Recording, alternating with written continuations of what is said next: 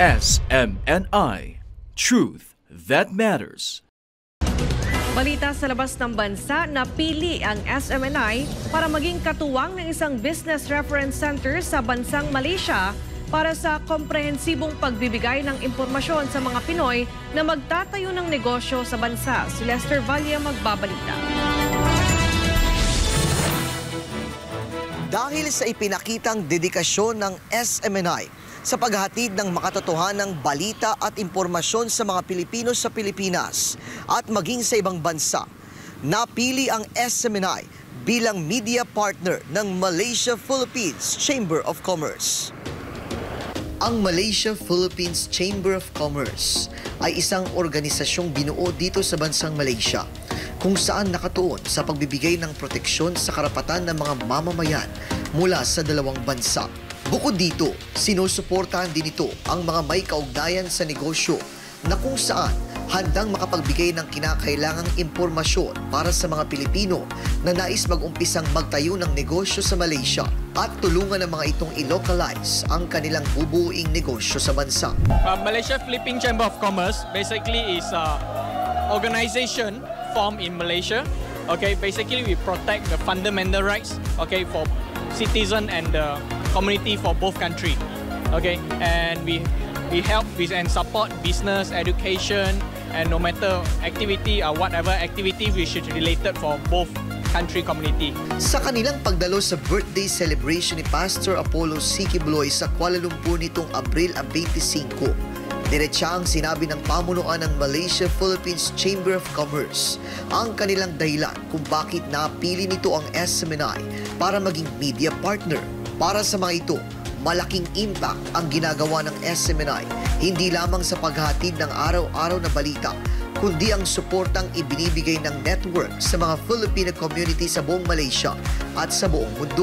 Bukod pa rito, nagagalak rin anya ang naturang platform kay Pastor Apollo C. Quiboloy dahil sa pag-extend ng kanyang birthday sa mga indigenous children sa bansa. The reason we choose SMNI to become our partner, especially a media partner, this is not the first time we joined SMNI event. And we saw what SMNI did, not just a simple media platform.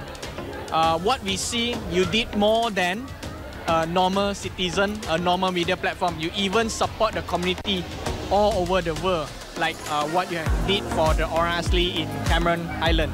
So, which we find a lot local people can't even do that too. But SMNI did it very well.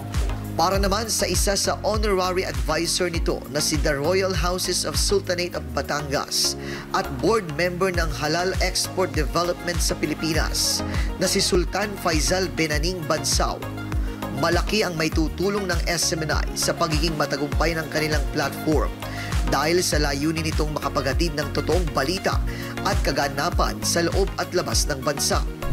Ito po ay malaking tulong ito sa ating mga kapatid na Pilipino para umangat ang kanilang buhay. Marami pong mga kapatid natin dito na hindi nararating kaagad ng mga media. But through SMNI, ito po ay mararating natin sila.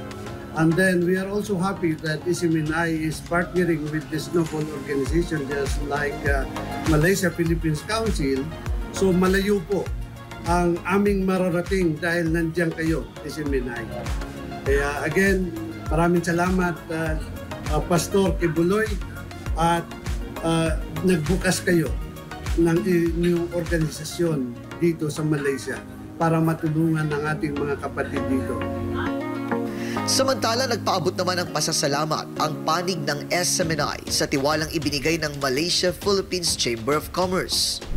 First of all, we're grateful and thankful to our beloved Pastor Apollo C. Quiboloy for establishing SMNI here in Malaysia. Thankful also again for the trust by the Malaysia-Philippines Chambers of Commerce. Nakita nila ang programa ng SMNI and a powerful result for the betterment and for the nation building. Samantala, opisyal na rin itinalaga ng MPCC ang ilang mga kawani ng SMNI para maging Assistant Head of International Business Trade and Public Relationship. Para sa Diyos at para sa Pilipinas naming mahal, ito si Lester Valle, SMNA News. Subscribe to SMNI News Channel and turn on the notification bell to keep you up to date.